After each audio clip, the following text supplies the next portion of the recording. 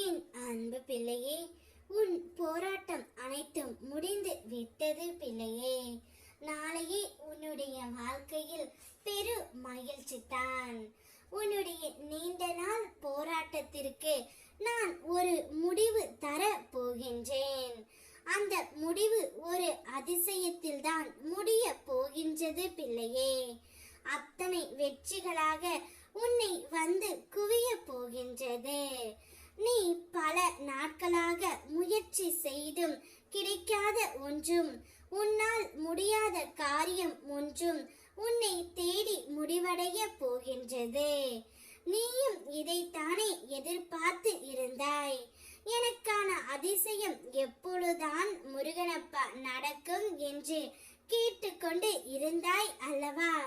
அதனால் தான் என் பிள்ளையின் ஆசையை நிறைவேற்றவே அப்பா நான் இப்பொழுது வந்து இருக்கின்றேன் தங்கமே. உன்னுடைய வாழ்க்கை தீப ஒளி போல சுடர்விட்டு பிரகாசிக்க போகின்றது. நீ என்னை தேடி வரவில்லை என்றாலும் நான் நிச்சயமாக உன்னை தேடி வருவேன். அதற்காக என்னை பார்க்க முடியவில்லையே என்று நீ வருத்தப்பட தேவையில்லை. நான் எப்பொழுதும் உன்னையே சுற்றித்தான் இருக்கின்றேன் பிள்ளையே. உன்னுடைய அனைத்து காரியத்தையும் நான் பார்த்து கொண்டு தான் இருக்கின்றேன். உன்னுடைய விடா முயற்சிக்கு நான் பெரிதும் பாராட்டுகின்றேன். நீ மற்றவர்களுக்கு உதவி புரிய வேண்டும் என்ற நல்ல குணம் உன்னிடத்தில் நிரம்பி இருக்கின்றது. உன்னுடைய நற்குணத்திற்குத்தான் நீண்ட நாட்களாக நீ போராடிய ஒரு விஷயத்தை முடித்து கொடுக்க நான் முடிவு எடுத்து விட்டேன் பிள்ளையே. நாளை முதல் உன்னுடைய வாழ்க்கையில் பெரு மகிழ்ச்சி ஒன்று காத்து கொண்டு இருக்கின்றது. இப்பொழுது உன்னுடைய பயணத்தை உன்னை பொக்கிஷமாக நினைப்பவர்களுடன் இணைந்து பயணம் செய். உனக்கு நல்லது நடக்கும்.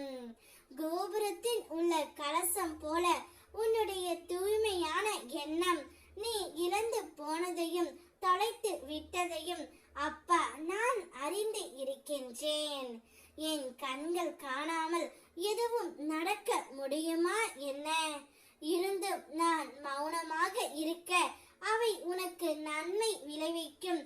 பிற்காலத்தில் பெரும் பலனோடு வட்டியோடு ஆசீர்வாதத்தோடு மீண்டும் உன்னிடமே வந்து சேரும் என்பதை நான் தீர்க்கமாக அறிந்து இருப்பதால் தான் நிச்சயம் நீ நன்றாக வாழ்வாய் பிள்ளையே. உன்னுடைய வாழ்க்கை என் கையில் இருக்கின்றது. உன்னுடைய போராட்டம் அனைத்தும் முடிவடைந்து விட்டது. இனி நீ சந்தோஷமாகவே வாழப் போகின்றாய். ஓம் முருகா.